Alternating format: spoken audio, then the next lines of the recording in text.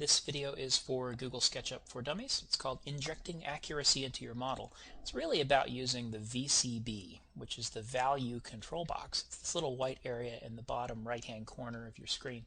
It's where you enter dimensions and lengths and distances and radii or radiuses or whatever they're called, so that you can work with actual dimensions in SketchUp.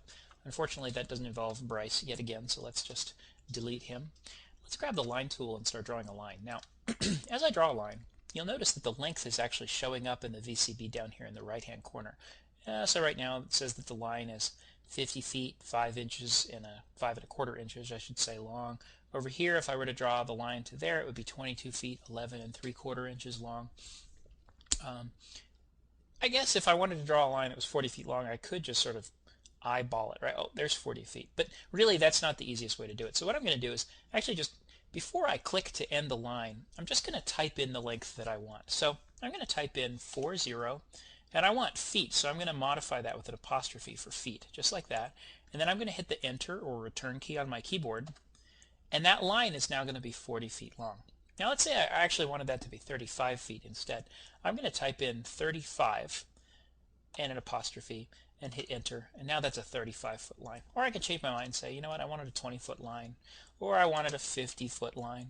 All I'm doing is I'm typing. As long as I don't do anything else with my pencil, as long as I didn't move my cursor, that is to say, then it's kind of going to keep modifying that line that I drew with that new length. So let's kind of go up in, I don't know, 20 feet in this direction. Hit Enter. Let's go, I don't know, in this direction we'll go 50 feet. Just like that, and then we'll kind of connect these two ends. So that was a 50-foot edge, and this is a 20-foot edge. And what I was doing was just typing in the VCB to get that. Now, one thing that you'll probably notice didn't happen while I was doing this. While I was drawing this line, I didn't have to go and click in the VCB down here to do anything. Now, the little cursor will let you type something in, but the important thing to note about SketchUp is that you absolutely do not have to be in the VCB with your cursor to make it listen to what you're doing. It's basically always listening. So let's draw a 10-foot line. Actually, let's do a 15-foot line in this direction. Now, it was a little confused there, so what we'll do is we'll type in 15 feet and hit that to make a 15-foot line. And then I'm going to hit Escape just to finish drawing my line. And you'll see that that line I just drew is 15 feet. Just like that. Pretty simple. Okay. The thing about the VCB is that the thing that it sort of demonstrates, or the thing that it indicates, is dependent entirely on the tool that you're using. So let's get the push-pull tool, and I'm going to pull this face up into a box, and look what it's showing now. It's showing the distance that the push-pull tool was doing. Let's get the circle tool and draw a circle on top of this box. Now all of a sudden the VCB is showing me the radius of the circle that I was drawing. So what you can see is the VCB is automatically showing you context-sensitive information. That's information that's relevant to the tool that you happen to be using here in SketchUp. A really good use of the VCB is, of course, to measure things. So if I come up and get the tape measure tool, just like this, and then start measuring an edge, we'll click from here to here, you can see that that's a 17-foot, 3¼ inch line, which happens to show up on the tooltip, but it's also down here in the VCB. So it's in the little yellow tooltip that appeared next to the cursor, and also down there in the VCB. I'm going to hit Escape to cancel whatever I was just doing. Okay, let's talk about things that the VCB can do. So let's think about drawing circles. Let's kind of go ahead and just draw a circle that's over here somewhere on the ground. I'm going to draw a circle right here. Now, in SketchUp, circles actually have a couple different qualities. They have a radius. In this case, the radius is 18.5 inch, something like that. So not 18.5 feet, but 18 feet and a half an inch. Now it's 19 feet 9¼ inches. What circles also have in SketchUp, though, is a number of sides, and we'll talk about that a little later in the book. But basically, circles aren't perfect circles. They have a number of sides, and the default number of sides in a circle in SketchUp is 24. What would happen if I wanted to make a 10-sided circle instead? That would just be a tengon or a decagon, I guess. But if I want to make a 10-sided circle, I'm going to type in 10, and then I'm going to modify with an S. So look down here in the bottom right-hand corner of the VCB.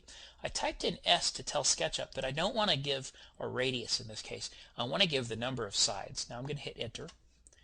and nothing happened. And that's because, and this is important, nothing happened because I moved my cursor around and was doing something else before or between when I drew the circle and actually was trying to tell it the radius. So let's kind of go ahead and do this again. I'm going to grab the select tool, double click to select this and delete it.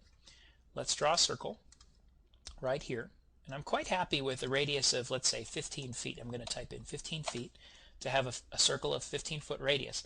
But I want a 10-sided circle. So now I'm going to type in 10s and hit enter. And did you see how the circle changed the number of sides that it had? Let's watch the circle as I do this again. 18s and enter. And now I've got an 18-sided circle. Or I can go crazy and make a 100-sided circle. Or a 3-sided circle, which is of course a triangle. But let's say that I wanted a 12-sided circle, and I wanted that to be, instead of 15-foot radius, I want a 20-foot radius. So I'm going to type in 20 feet, just like that. And I'm not going to type an S, which is now telling SketchUp that instead of telling it how many sides I want, I'm telling it to do a radius again. So I'm going to hit enter, and that made a circle with a radius of 20 feet. Well, it made a 12-sided polygon with a radius of 12 feet, but I think you know what I mean. So the message here is the VCB can control different things. You just have to use modifier letters, in the case of a circle, S, to tell it how many sides, to tell what particular thing you want to control. And that's going to depend on the tool you're using, and there's a lot of tools, so I'm not going to explain them all right now. Okay, the VCB lets you change your mind. That was actually just demonstrated. So remember how this was a 20-foot thing? I'd like that to be a 10-foot radius instead. As long as I don't go and draw something else, it's going to let me keep changing my mind until I go ahead and do something else with the cursor. Now, let's talk about using the VCB before, during, and after. Actually, just during and after an operation. Let's go ahead and just take the select tool and select everything and delete it, because I just want to kind of start out fresh here. Let's take the pencil tool and draw an edge. Now, I have two ways that I can do this. I'm going to, before I click, so I clicked once to start the edge and I haven't clicked again, I'm going to get it going in the direction I want it to be going, and then I'm going to type in a length. So 20 feet, enter. And now what that's done is it's actually drawn an edge that's 20 feet long. So what I did is I just hit E to switch to the eraser tool without actually having to come up to the eraser tool. I'm going to erase that edge.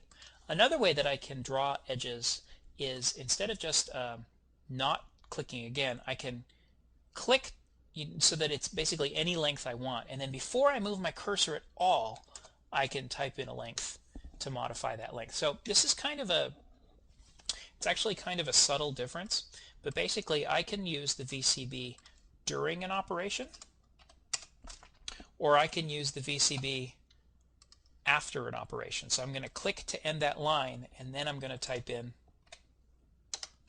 the length that I'd like it to be. And that's probably best illustrated actually with a circle. So let's come up and get the circle. I'll go in and I'll draw this circle there, and I'll sort of move around and say, you know, I'd actually like that to be a 25-foot radius circle. So I'll do that instead, or even a 10-foot radius circle. What I could have done is, before I even clicked, said I'd like that to be a 50-foot radius circle, and then I'd have that. So hopefully you get the idea. You can use the VCB while you're actually, before you click again to end an operation, or after you click, as long as you go and do something else in the middle of that. Okay, so last thing I'm going to talk about with respect to the VCB, the value control box, is units. Not everybody in the world, actually very few people in the world, end up using inches and feet. We happen to be an American company, so that's the default in the US and Canadian templates, but obviously you can change your units.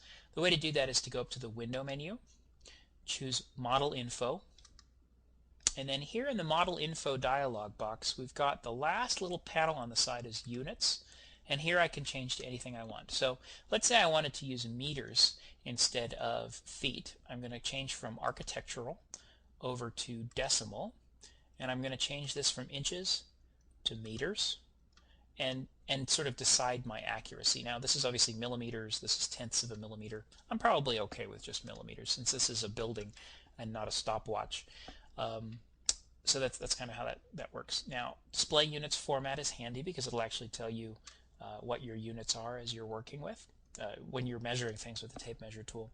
And here, in terms of angles, there's no such thing as metric or non-metric degrees. So this is just about degrees. Anyway, again, the way that we got to this is to go to Window, Model Info, and then the Units panel at the bottom of the list of panels in the Model Info dialog box.